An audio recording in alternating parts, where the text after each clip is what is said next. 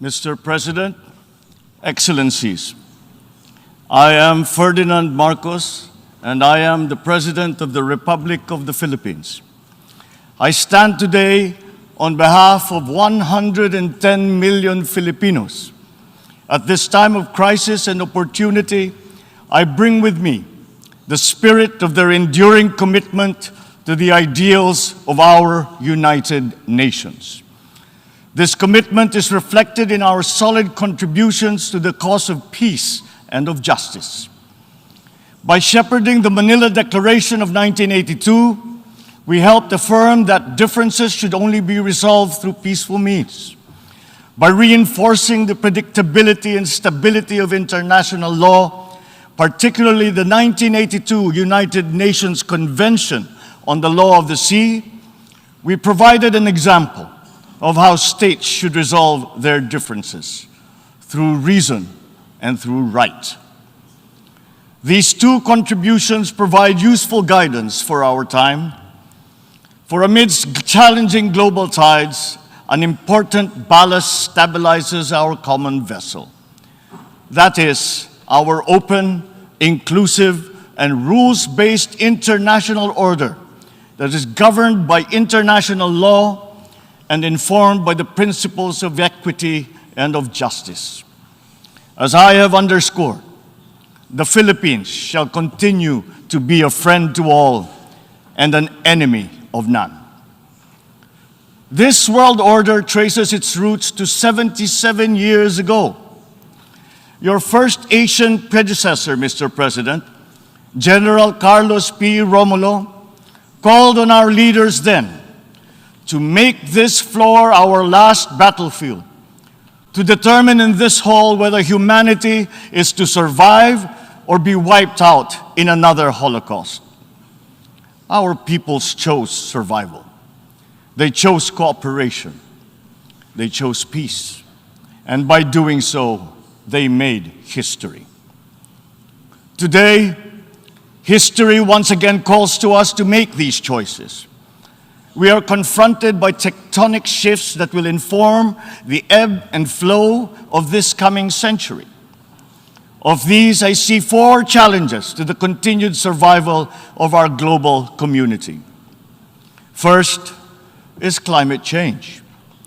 The time for talk about if and when has long since passed. It is here. It is now. Climate change is the greatest threat affecting our nations and our peoples. There is no other problem so global in nature that it requires a united effort, one led by the United Nations.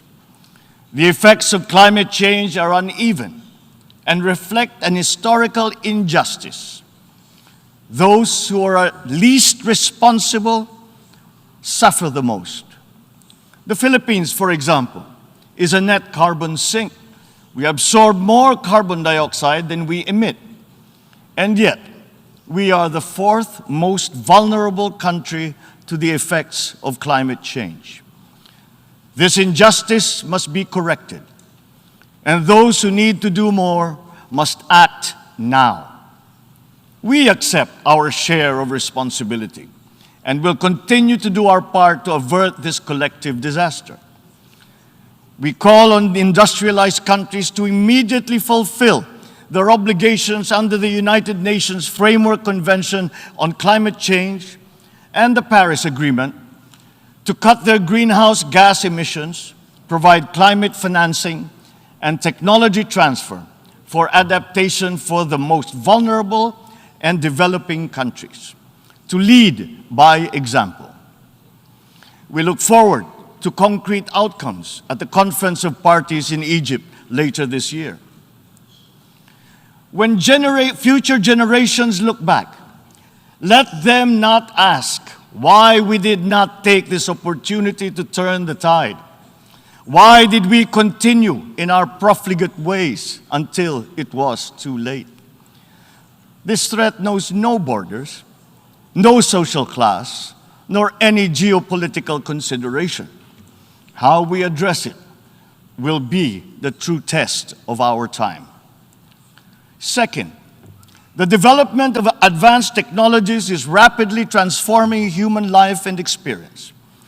We still barely understand how these transformations are unfolding and where they are leading. The imminent diffusion of these emerging technologies could solve many of our old problems, but they could also disrupt our political and social orders. Our governance structures must keep up. Third, widening geopolitical polarities and sharpening strategic competitions are transforming the international political landscape. A profound lack of trust is putting enormous strains on our multilateral system. Our very charter is being violated around the world as we speak. In Asia, our hard-won peace and stability is under threat by increasing strategic and ideological tensions. These behoove us to uphold the ideals that led to the establishment of this Parliament of Nations, and to reject any attempt to deny or redefine our common understanding of these principles. Even as we grapple with these new long-term shifts, we remain beset by an unresolved problem.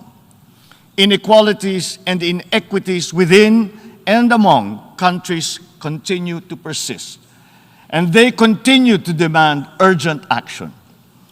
Therein lies our fourth transcendent challenge.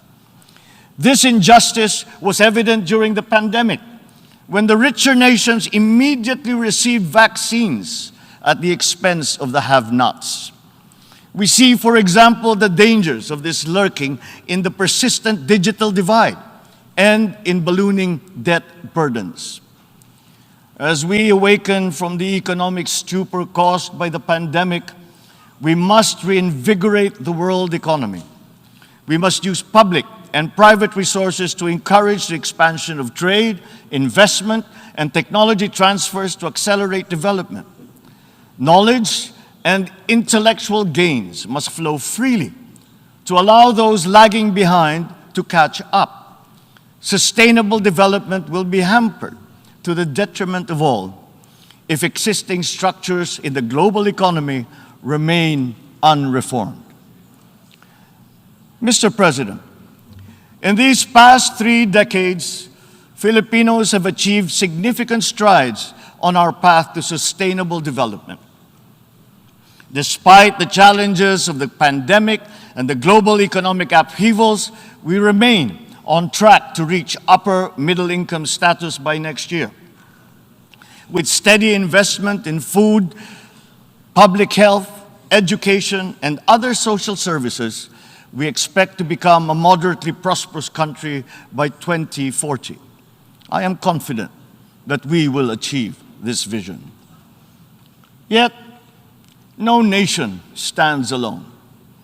The achievement of our national ambition requires a global environment that creates conditions that allow all nations, including ours, to thrive in peace.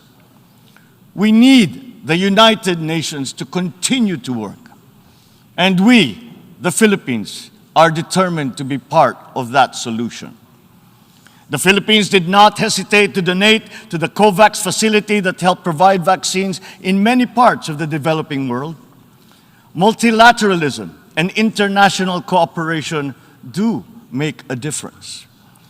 Filipino health workers were at the front lines in many countries to curb the spread of the virus, risking and oftentimes sacrificing their own lives to save those of others. We have always been an optimistic and courageous nation. Despite the enormity of these challenges, we believe that solutions are within our collective grasp. You, Mr. President, have already identified 3 tools that are at our disposal. First, solidarity. We need to reaffirm the wisdom of the founders of our United Nations. This means transcending our differences and committing to ending war, upholding justice, respecting human rights, and maintaining international peace and security. Nuclear weapons continue to pose an existential threat despite our efforts to build norms that resoundingly prohibit them. We must reject the notion of deterrence and remain committed to decreasing the global stockpile of these weapons. At the same time, we must also address the scourge of the proliferation of all weapons, be they small arms, light weapons, or improvised explosive devices. Our work must also focus on ensuring that the international system remains fair, not only for all states, but more importantly, for all peoples. This system must work for the most vulnerable, especially the marginalized, migrants, refugees. The world has witnessed the enduring contribution of migrants in the fight against this pandemic.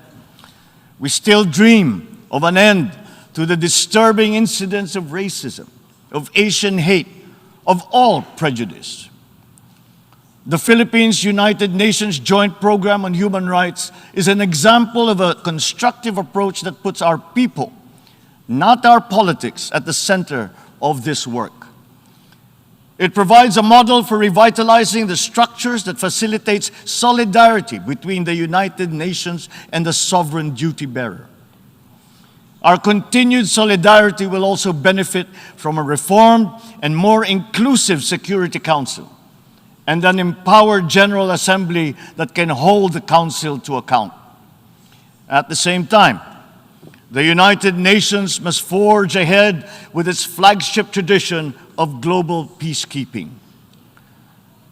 My country's experience in building peace and forging new paths of cooperation can enrich the work of the Security Council, and to this end, I appeal for the valuable support of all UN member states for the Philippines' candidature to the Security Council for the term of 2027 to 2028.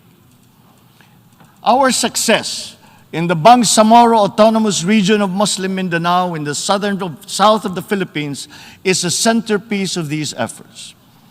The peace that we have forged after many decades of conflict among warring factions and clansmen demonstrates that unity is possible even in the most trying circumstances. Inclusive dialogue involving all stakeholders, including women, the youth, faith leaders, and civil society, conducted with patience and good faith, has produced a credible and solid foundation for self-government that paves the way for lasting peace and sustainable development. We take the same approach in Asia. The Philippines builds partnerships for peace and development through dialogue, including through interfaith and interreligious dialogue, especially through ASEAN.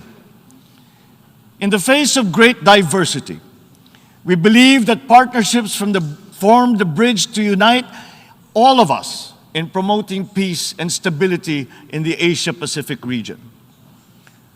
Our global community is only as strong as we make it. We need to ensure that all nations, especially developing countries, are equipped with the tools they need to navigate the uncharted waters of this century.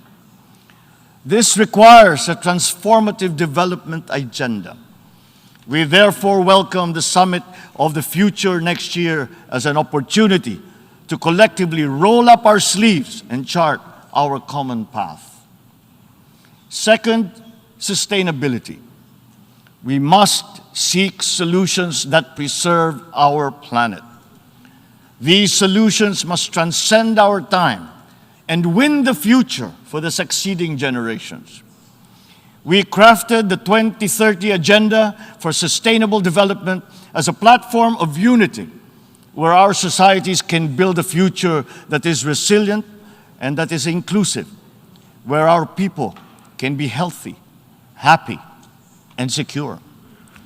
This requires investment in food security, the fragility of which has been clearly demonstrated by the pandemic and the conflict in Ukraine. We need to take concrete steps towards a modern and resilient agriculture. For food is not just a trade commodity, nor is it just a livelihood. It is an existential imperative and a moral one. It is the very basis of human security. To attain food self-sufficiency and security, we are providing innovative solutions and financial support to farmers and fisherfolk to adapt new technologies and connect to national and global value supply chains. We look forward to forging cooperation with the UN and our partners to boost agricultural productivity and food security. As hosts to 17 UN agencies, programs, and funds, the Philippines strongly supports reforms to ensure that the UN development system delivers as one through its UN country team. Water connects our world and sustains our existence, but it is also a finite resource that requires our stewardship. Equally important, our biodiversity must be protected amidst the continuing challenge of climate change. We must enhance our cooperation in these areas. But sustainability also requires development policies that go beyond the traditional metrics. We already know that the gross domestic product is an incomplete measure of progress and that vulnerability is multidimensional. Our development agenda must also take into account the interest of all developing nations, including middle-income countries where the majority of the world's poor live. At the same time, sustainability means equipping our people with the tools they need to meet the challenges of the fourth industrial revolution. Investments in education are key, and my administration is prepared to make such investments. The Philippines notes with appreciation the Transforming Education Summit held earlier this week, at which these subjects were taken up. There is perhaps no greater renewable resource than the creativity and innovation of our young. We understand the value of harnessing our people's talents by creating a robust and creative economy. We will continue to work with partners in promoting this at the international level. Finally, science. Knowledge and discovery remain the keys to unlock the potential of our dynamic future. Encouraging our young people's curiosity, honing their skills, and protecting their intellectual properties are important investments. Humankind is pushing back its horizons, both in the digital world and out in our physical universe. Access to these domains is an inalienable right of all nations, as are peaceful uses of all existing and emerging technologies. The Philippines is preparing for the future by laying the governance framework that will allow us to harness the power of renewable energy, develop the capacity to utilize the life sciences, such as medicine and virology, pursue digital solutions towards a more modern economy, and expand our presence in outer space. But we also need to update the global structures that facilitate international cooperation on the peaceful uses of nuclear energy, biology, chemistry, to name but a few. At the same time, we need new structures to govern rapid advances in other areas. We need to start by defining the norms of responsible behavior in cyberspace and outer space, and forming legal rules that will prevent the weaponization of artificial intelligence. The diffusion of cutting-edge technology across the economy is promising, but they could come at a cost. Our development agenda must consider the possible displacement of human labor as a result of advances in automation. We must prepare our economic structures for this. We should start building the necessary supports for those sectors affected. Mr. President, the transcendent challenges of our time are as consequential as those that faced us 77 years ago when we founded this august body. We are indeed at a watershed moment, one that requires a refounding of these, our United Nations. Mr. President, Your Excellencies, the world is ready for transformation. It is up to us as leaders of our nations to move and shape that transformation. The future beckons, and we can embark upon that journey as single nations or as a world in harmony. I say, let the challenges of one people be the challenges for all nations. And in that way, the success of one will be a success for us all. The peoples of the world look to their leaders, to us, to make into reality these aspirations for our future. We must not fail them. And if we stand together, we will not fail them. If we stand together, we can only succeed. Let us dream, let us work for those successes for all our nations united. Thank you and good day.